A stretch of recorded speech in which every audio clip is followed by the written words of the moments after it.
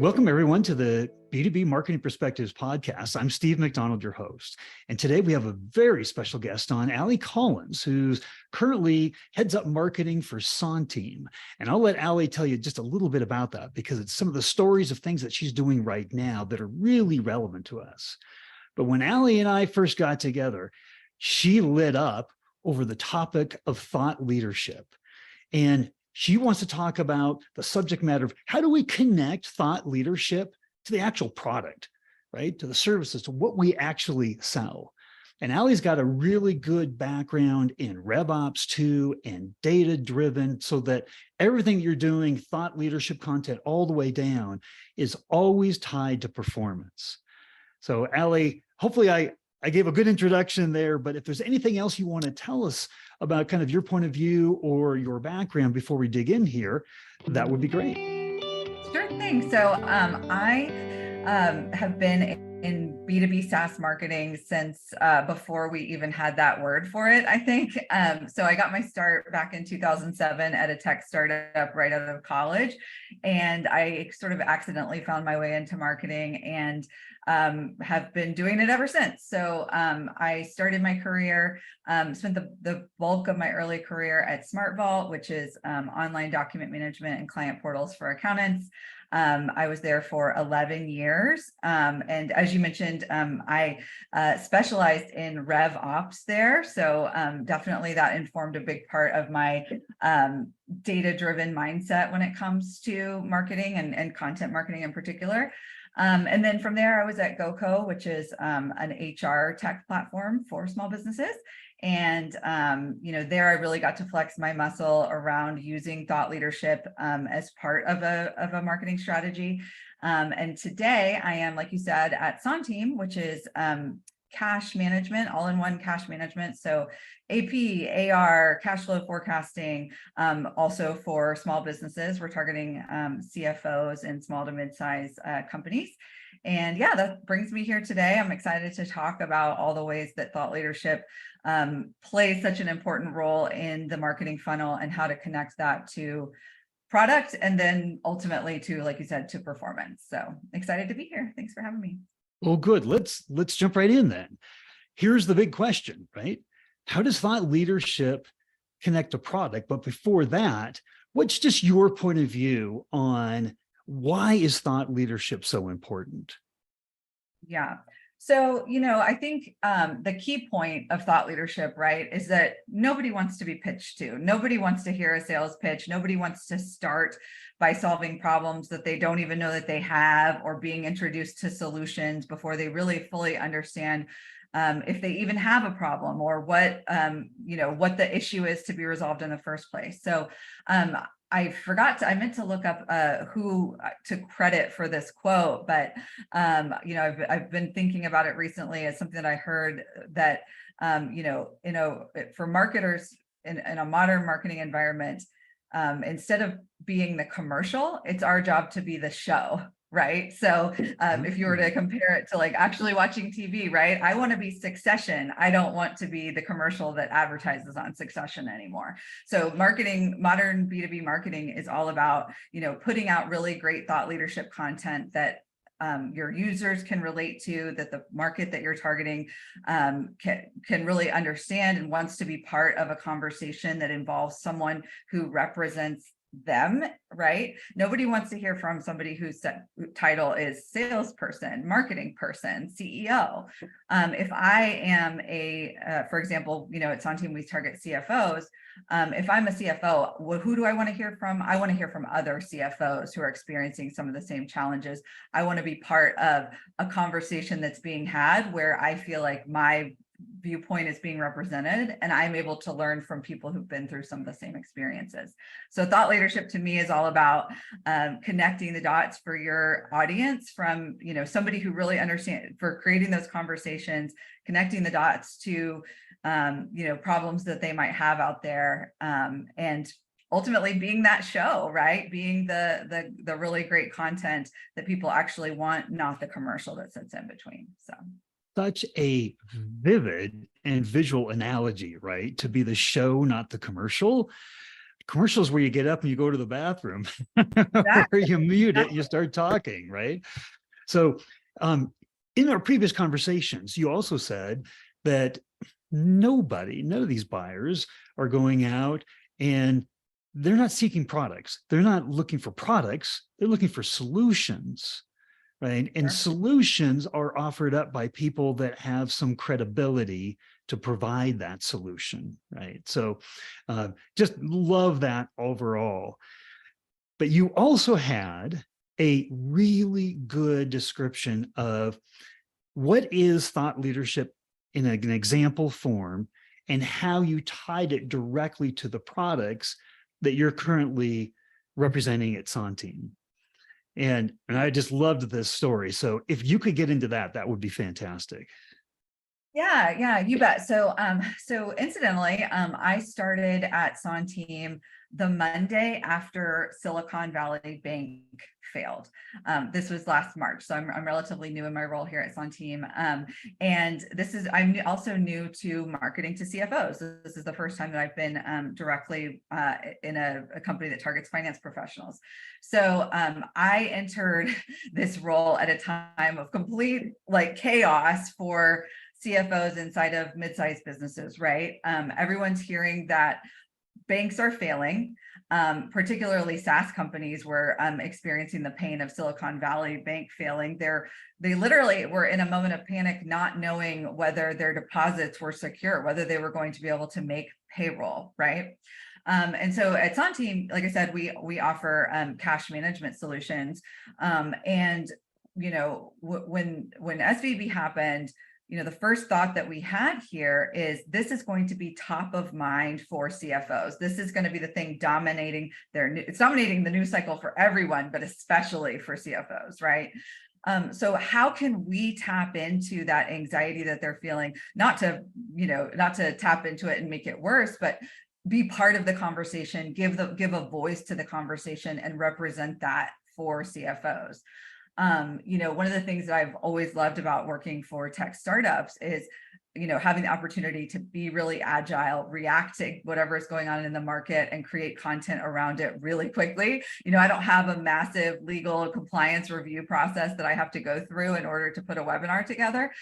So I said, why don't we get together a panel of subject matter experts, financial other CFOs, basically put together a panel and have a discussion about, what is the real risk of bank failure here? What happened at SVB? What's going to be the fallout of that?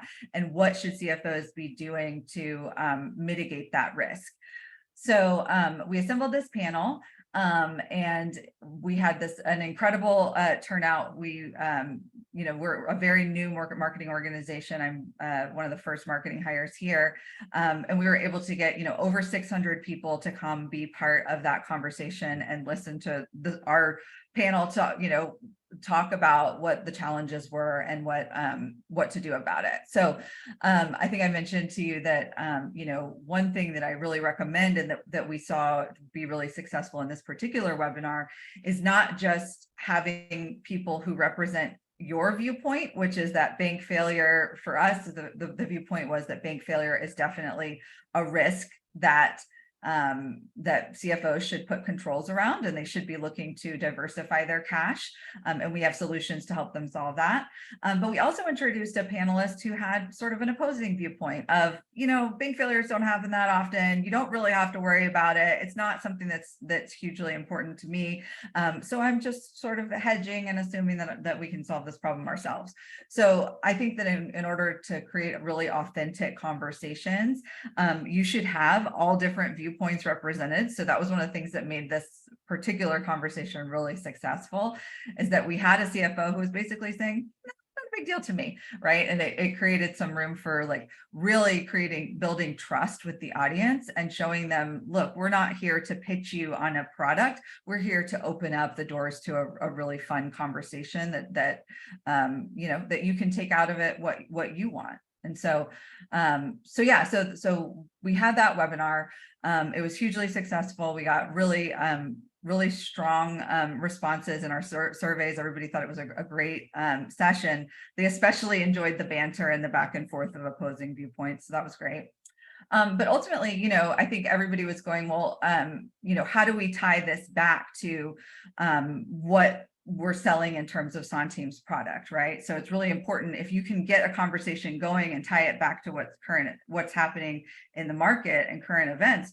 That's great. That's really a powerful way to get a conversation going. But I think the topic that you and I are here to talk about today is how do you take that thought leadership and how do you connect the dots to the product that you're offering? And in this situation, we actually, started working on building a product that solved this solution. We actually, from the ground up, started working with the CEO to say, how do we build a product that solves this? We are feeling the heat of this pain in the market.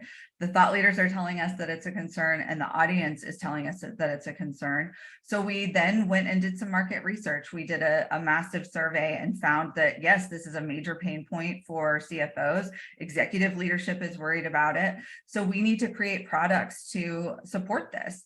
And so right now we're getting ready to launch a banking product that specifically is designed to help businesses diversify their cash, and really tie that back to, you've had this anxiety ever since SVB happened.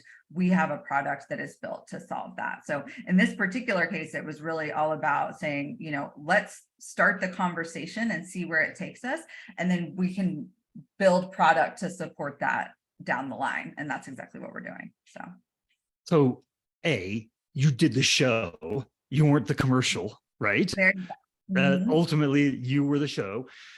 And 2 points to make out of this. One is that the macro thought leadership theme or subject matter that you're talking about, it's almost always very easy to tie it back to products that you're creating, because your products are a part of, at least a part of, the overall solution, right, in your industry. So the idea of connecting thought leadership to product isn't a difficult thing, right? It's just something that's part of the mental, orchestration that you've got to go through when you're putting this all together. Now, one of the other things that you said in our previous conversations was that you had done research and that, CFOs are open to switching out their software every 2 years. So that that if you have thought leadership cadence and you're putting Centime out there as industry experts, that it will pay dividends when it comes time that they're looking and they're researching, right? Or you trigger that research. So there is thought leadership that ties to product long-term, but also short-term, right? Because those were existing anxieties. I imagine those 600 people on that webinar were thinking, right now, what do I need to be doing? That's right. And at the same time, that I'm sure your salespeople, you took that webinar and you sliced it up and you put it on social, and your sales team was able to extend it out and extend conversations that are happening today, right? That's right. So this isn't necessarily, or would you agree, thought leadership isn't this lofty, long-term only, if we had the resources to do it and get it done, that would be nice. Does it fall into that bucket, or does it fall into it has immediate short-term and long-term impact? I think it's both, right? So you have to be part of the conversation at every step of the funnel, right? So as a marketer, we always need to be thinking about creating content that serves people who are in a buying cycle and who we can generate demand with now. And we need to be thinking about the long term of educating people around problems they may not even know that they have, or having conversations around things that may be a little bit more detached from our product. But we want to be part of the conversation because our goal as marketers is to build trust with our target market and become a trusted resource that they can rely on for information. That's something that we did really well at GoCo. Again, GoCo is HR tech. And at the beginning of COVID, literally that second week of March, when everybody realized, oh, we're going to have to go remote here. We again leveraged the fact that we were an agile small marketing team, and we said, well, why don't we do a webinar on how to suddenly go remote during COVID, right? Like nobody else is going to be able to produce that content really quickly, right? But so we can do that. We can get first mover advantage by creating and all we have to do is go out to a panel, have a quick discussion. We got thousands of people registered for that webinar. We didn't really at that time even know how our software was directly tied to what was about to happen as a result of COVID. We were just having believed that we should have the conversation because we knew that our target market was looking for someone that they could trust for advice. And we said, well, let's be that. Let's be the trusted advisor here. And guess what happened? 3 months later, everyone all of a sudden was realizing that, oh, I guess we're going to be remote for a while. I need a remote employee onboarding solution for the long haul.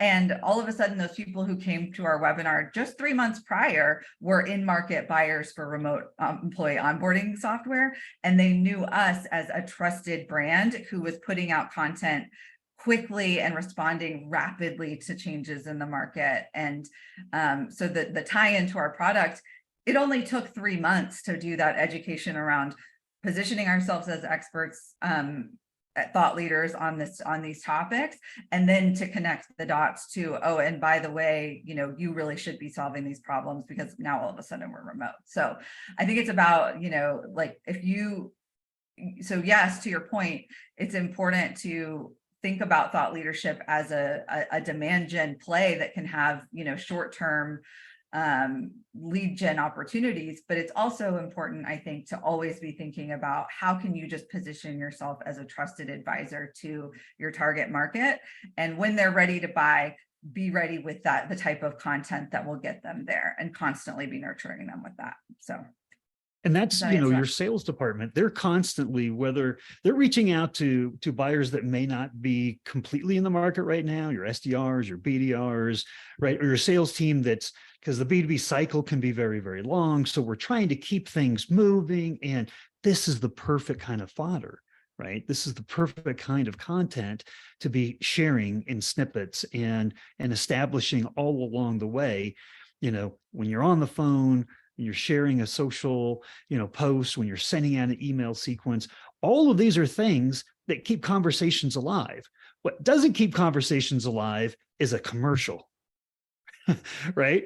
But bits and pieces of the show help keep the conversation alive. And that's what you and I talked about. I love it. It's a quote from Forbes where it's a content marketing solves problems, thought leadership sparks conversations, right? And so we always are trying to spark conversations. Every day of the year, we are trying to spark conversations with people.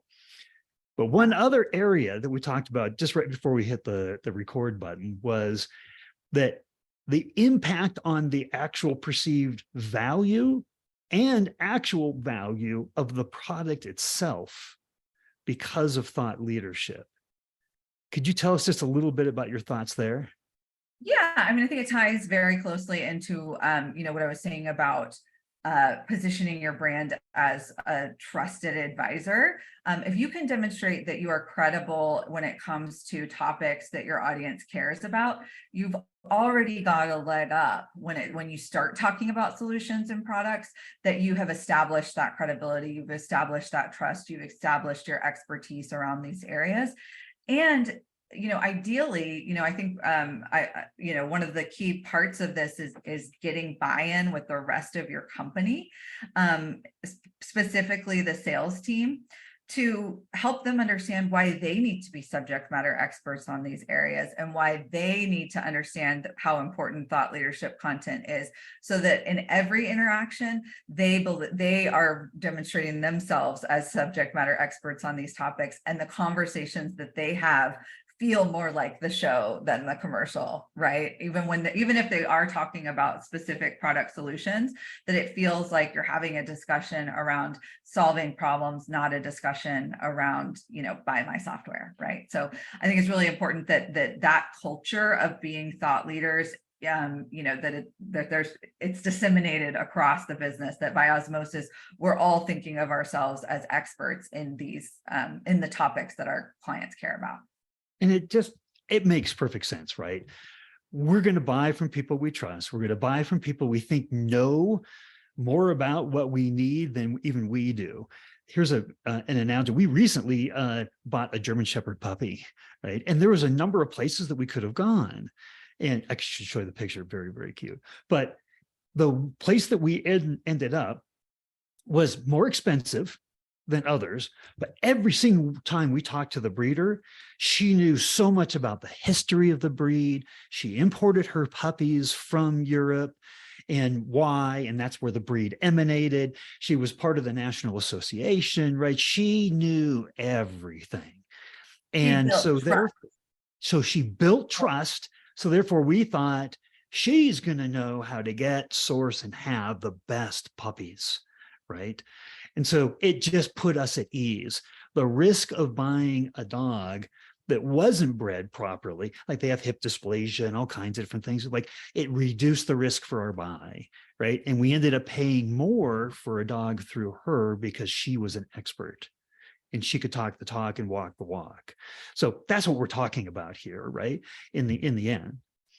So Absolutely. what I want to do is I want to transition a little bit to thought leadership is content.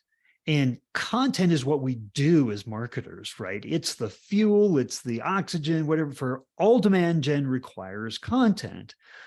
So I'm just going to ask you a question straight out, and I'm going to have you put a specific number against this. If you had to, on a scale of 1 to 10, say, how important is content, not to marketing, to the overall growth and success of the business? 1, not important at all.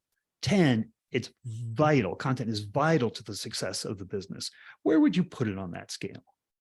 Yeah, I mean, at the very top, right? There's no single word that encapsulates all the things that you need to be doing to educate your buyer at every stage of the funnel, educate your customers, even once they are customers, for retention. There's no single word that better describes what you need to arm your marketing team, your sales team, your client success team, your product team.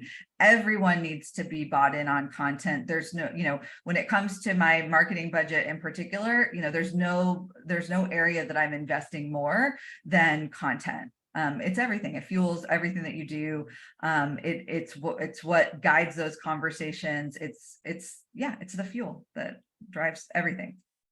100%. And when you say you put most of your money behind it, you told me yesterday, what's the makeup in terms of your team and the emphasis on content?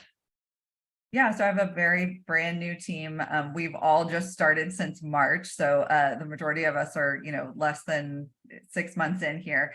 But the team that reports to me, I have 4 people and 3 of them are content marketers. So Okay. that's 75% of my headcount is dedicated to content, and of the actual spend that they, outside of headcount, 75% of that budget is going towards content creation by, working with people to help subject matter experts, influencers, and copywriters to help us create really powerful content. Well, good. I'm gonna take a right turn, because you introduce yourself as somebody that had a background in RevOps, right? And in data and making data-driven decisions and how that impacts the ability to be successful throughout the company. And tell us a little bit about your experience there and this idea of RevOps and kind of data-driven insights and decision-making. Yeah. So I think marketers that get thought leadership wrong, there's two ways that marketers get thought leadership wrong. It's not really thought leadership. They're not really going to experts. They're just trying to turn a sales pitch. They're trying to turn a commercial into a show instead of creating a show and letting it be a commercial, right? So that's one way that they fail. The other way is not being data driven and not getting buy-in, not being part of the overall, analysis, systems, and process that goes into making thought leadership successful.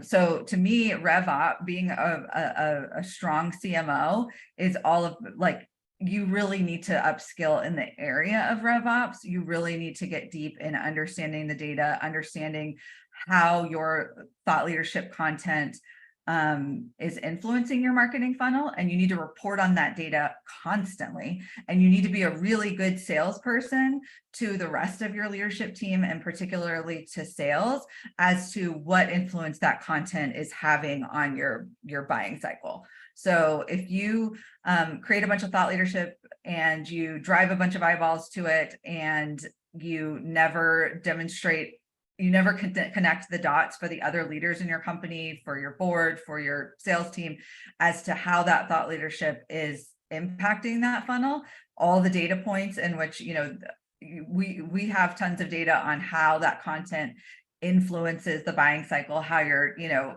at GoCo, for example, our biggest clients, inevitably the highest ARR, highest ACV clients that we would bring in inevitably came from thought leadership content. And if I didn't have that data point to share with my team, how am I going to get buy-in to continue to fuel create this content creation, right? So it's all about being able to really attribute to that content, being really good at looking at the data, knowing what content works, and knowing the impact that it has on your ultimate, you know, revenue. So if you miss that piece, that's as bad as failing at creating good thought leadership in the first place, because if your sales team doesn't believe in it, if your CEO doesn't believe in it, it's not going to be a successful program. So I imagine that not only helps along the way, but that helps in the buy-in, because you're going to say, okay, here's our game plan. Here's the content we're going to be creating. Here's why. Here's how we're tracking it. Here's how we're going to be showing performance. Here's how we're going to judge how we're doing, right? That's right. Because I think you have to be really, really clear with your sales team about what the purpose of each content piece is, right? When I create a really top of funnel piece of content, I need it to be really clear to my sales team that I know that that's not going to drive, you know, sales ready leads. I know that that thought leadership content is going to be something that's going to attract attention, get a conversation started, and that I'm going to need to nurture that into a sales ready lead, right? But you, in order to get that buy-in for creating the content in the first place, you need to demonstrate that you know what your goals are for each piece, what to expect from it, and what it's ultimately going to drive for you, and then be accountable to that. That's how you get your sales leaders to believe that, you know, this is a good use of your time, and have confidence that that ultimately the leads that you give them are going to be sales ready and the ones that they want. And what are the benchmarks, the KPIs, the data that you think is the most important? So like we all talk about, you know, we have our dashboards, and it's, you know, there's tons and tons of data, but like, what are the top 2 or 3, you know, reporting points or benchmarks that you're reporting on constantly, that you've determined this is how I want you to judge what we're doing here when you're talking to your CEO, or you're talking to, you know, your CRO? Yeah. I mean, there's so many, right? But I think the keys are conversion, every conversion point through the funnel, right? So being able to show that at each stage, for each piece of content that I'm creating, it's mapped to a place on the funnel. So whether that's at the very tippy top of the funnel, where I'm just trying to attract eyeballs, that's the data point that I'm looking at for that type of content. At the next level, I'm trying to say, okay, so great, I brought in eyeballs. Now I need to convert those eyeballs into knowns, right? Emails, addresses that I can nurture or retarget in some way. I need to know the conversion rate at that step. And then from there, you know, conversion to actual sales ready, MQL, SQL, whatever you want to call it. We all have different definitions for these things, but it's obsessively monitoring those conversion rates and comparing, you know, each piece of content while keeping in mind what the goal of that content was originally, where in the funnel it was supposed to sit in the first place.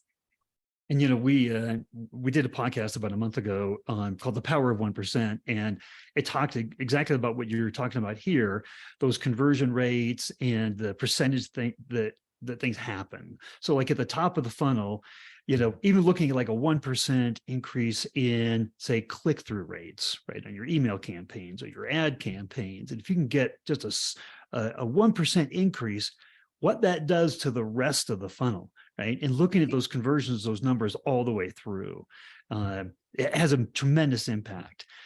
So how does that help for internal buy-in?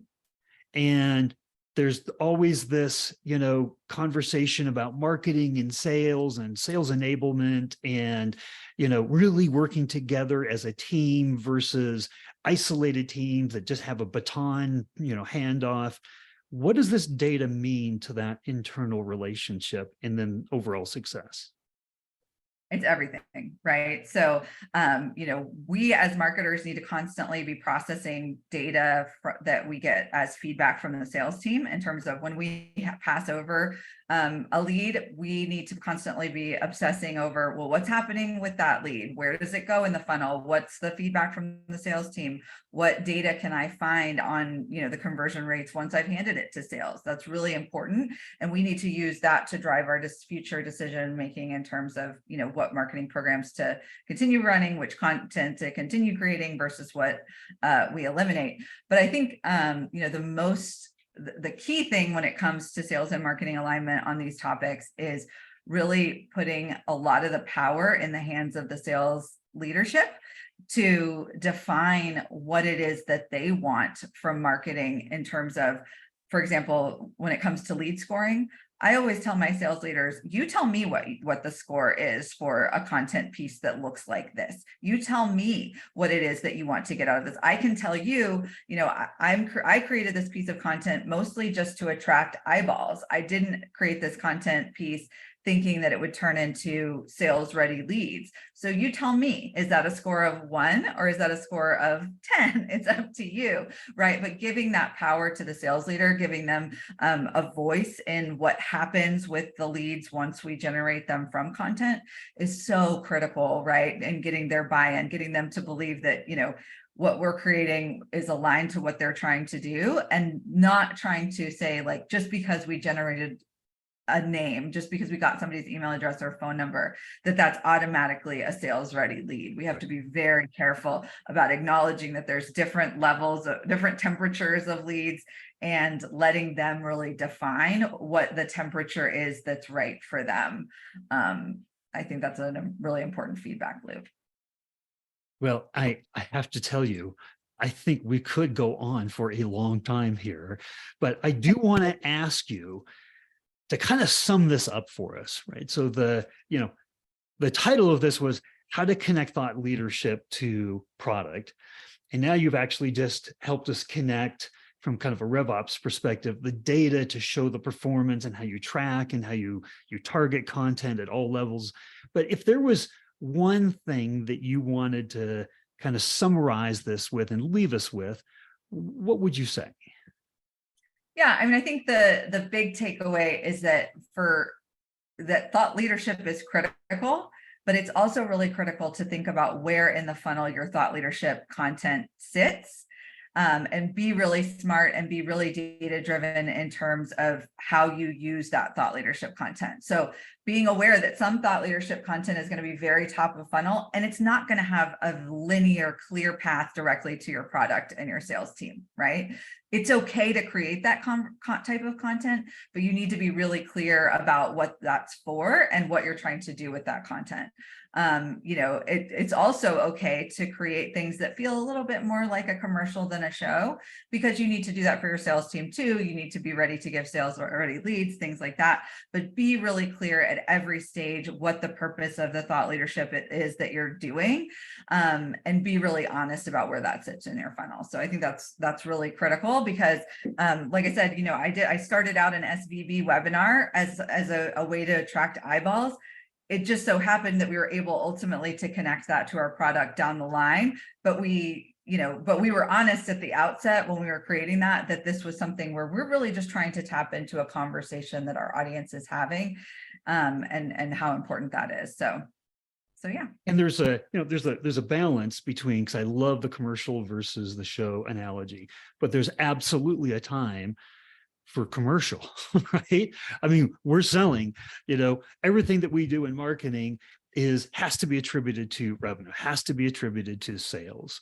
And so it has to everything. But I think what you've done here brilliantly is say, no matter what level of content that you're creating, it can and will and should be accountable, attributable, trackable, all the way through directly to revenue.